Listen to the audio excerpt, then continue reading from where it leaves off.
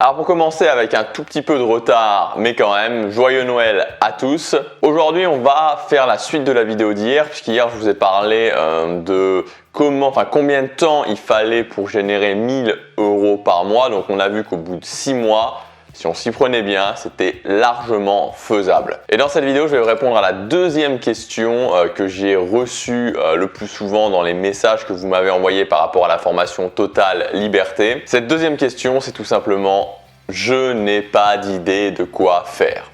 Et c'est une question, quand on se pose cette question, c'est vraiment paralysant parce que combien de temps il faut pour gagner de l'argent? Bon, encore, on peut se dire « Ok, on va se rassurer ». Mais là, si on n'a pas d'idée, si on ne sait pas quelle idée de business en ligne on veut faire, quelle idée de chaîne YouTube, quelle idée de blog on veut faire, concrètement, ça pose un gros problème parce qu'on est complètement bloqué. Et dans ce cas-là, qu'est-ce qu'on est tenté de se dire? Quelle solution finalement on est tenté d'utiliser?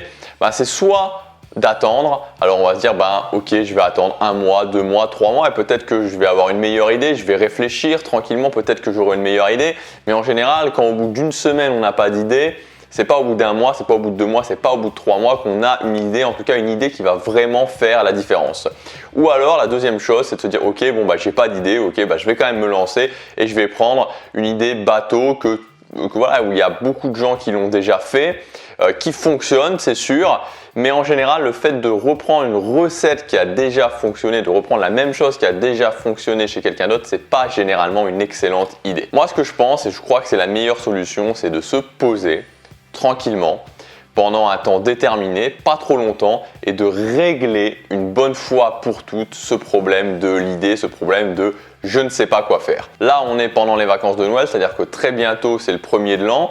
Donc, vous pouvez vous donner jusqu'au 1er de l'an, jusqu'au 1er ou 2 janvier pour vous poser et pour trouver cette idée et ensuite vous démarrez. Dans cette vidéo, je vais vous montrer les principaux axes pour moi pour avoir une idée qui va vous permettre de créer un business et d'arriver au bout de 6 mois à 1000 € par mois. Alors le premier axe, c'est la passion parce qu'on n'en sort pas. Il y a beaucoup de gens qui disent oui, il faut pas forcément de passion. Alors moi, je vous dis très clairement, si c'est pour pas avoir de passion, pas la peine de s'ennuyer à faire une entreprise, pas la peine de monter un business en ligne avec l'investissement que ça demande, enfin pas financier, mais l'investissement en tout cas en termes de temps que ça demande au départ. Autant être salarié, autant investir un maximum dans le salariat. Et à ce moment-là, vous pouvez arriver à des places qui sont confortables. Vous gagnerez 3, 4, 5 000 € par mois. Vous n'aurez pas de passion, mais au final, ça reviendra au même. Donc évidemment que je vous conseille, si vous lancez un business en ligne, de le faire par rapport à une passion. Le problème en général, quand on parle de passion, et c'est ce que nous dit la société, c'est qu'une passion, c'est une activité qu'on adore faire, qui nous est un petit peu tombé dessus comme ça. On adore faire cette activité, on ne sait pas pourquoi, mais surtout, on ne peut pas la monétiser. Donc c'est-à-dire que passion, quelque chose qu'on adore faire, qui nous est tombé dessus et on ne gagne pas d'argent avec. Alors qu'en fait, l'un comme l'autre, c'est faux. Une passion, c'est pas forcément quelque chose qui nous est tombé dessus. Moi, toutes les passions que j'ai actuellement, tous les trucs où je me dis, quand je le fais, j'aime ce que je fais, c'est des choses, c'est des activités que à la base, honnêtement, j'aimais pas spécialement faire. Par exemple, maintenant, j'adore faire des vidéos YouTube. Il y a plein de choses qui me passionnent dedans. Notamment le fait d'avoir une bonne qualité de vidéo, il y a beaucoup de choses, le montage. Et pourtant, il y a ne serait-ce qu'1 an et demi, rien que m'imaginer tourner une vidéo, ça me faisait peur. Donc ce qu'il faut, c'est redéfinir la passion, voir que la passion, c'est pas quelque chose qui nous tombe dessus comme ça, voir qu'une passion, ça se travaille avec le temps, voir qu'une passion, c'est aussi surtout lié plus à nos valeurs qu'à une activité. Donc l'idée, c'est de redéfinir la passion et de voir que même si sur l'instant on n'a pas forcément de passion, on peut quand même trouver des pistes. Deuxièmement, c'est de se différencier. Vous savez, se différencier, c'est forcément indispensable parce que si on fait la même chose que quelqu'un qui a beaucoup plus de succès que nous, qu'on démarre et que cette personne a déjà beaucoup de succès, forcément, ne serait-ce que par la preuve sociale, par son nombre d'abonnés, par son nombre de vues, les gens se dirigeront beaucoup plus vers lui que vers vous. C'est comme ça que ça fonctionne. Mais on pense souvent que pour se différencier, il faut avoir l'espèce d'idée magique ou alors d'être dans une sous-niche vraiment très spécialisée et qui va pas nous intéresser au final. Alors que c'est faux. Évidemment que si on peut être dans une niche ou dans une sous-niche, dans vraiment quelque chose de très spécialisé, c'est super. Mais on peut aussi partir d'une idée générale et de se spécialiser par rapport à cette idée plutôt générale. Cette méthode, j'ai appelé la méthode du filtre.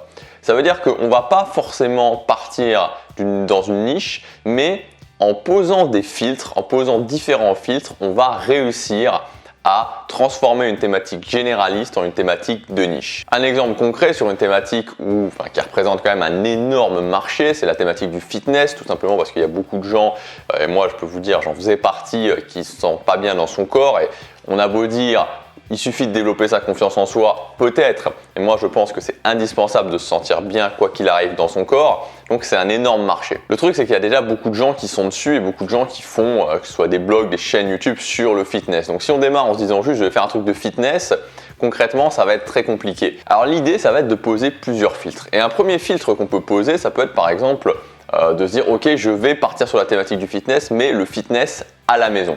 Vous allez voir que déjà vous mettez ce filtre fitness à la maison.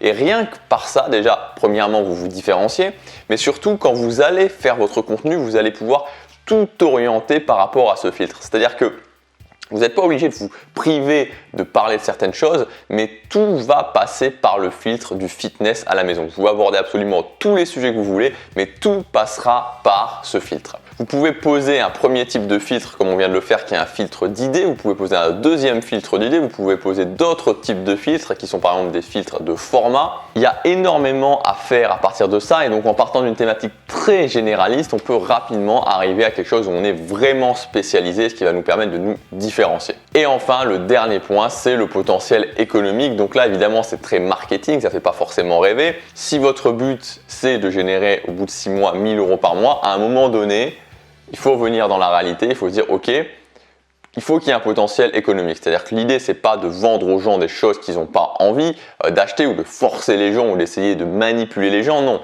l'idée, c'est de se dire ok, je vais apporter beaucoup de valeur, mais ce dont je parle, est-ce que les gens en ont vraiment besoin? Est-ce que ça fait partie des choses pour lesquelles les gens vont vouloir dépenser de l'argent? Alors évidemment, le fitness en fait partie. Pour moi, il y a une équation très claire qui permet de déterminer, une fois qu'on a vu les différentes choses concernant votre idée, une fois que vous avez votre idée, de voir si elle va fonctionner ou pas. Tout ça, ce qui concerne le potentiel économique, donc l'équation pour voir si l'idée va fonctionner ou pas, la passion, redéfinir la passion, la différenciation, le concept du filtre en détail et tous les autres concepts qui permettent de se différencier. On voit ça dans la formation Totale Liberté.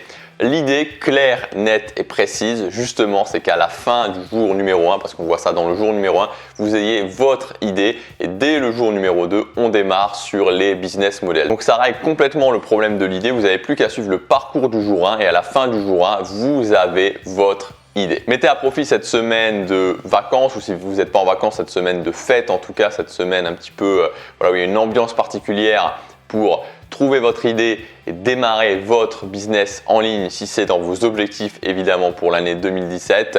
La formation Totale Liberté est toujours disponible au prix de lancement en cliquant sur le lien dans la description ou sur la fiche qui apparaît juste ici. À demain pour la prochaine vidéo. Passez à l'action, chaque jour compte.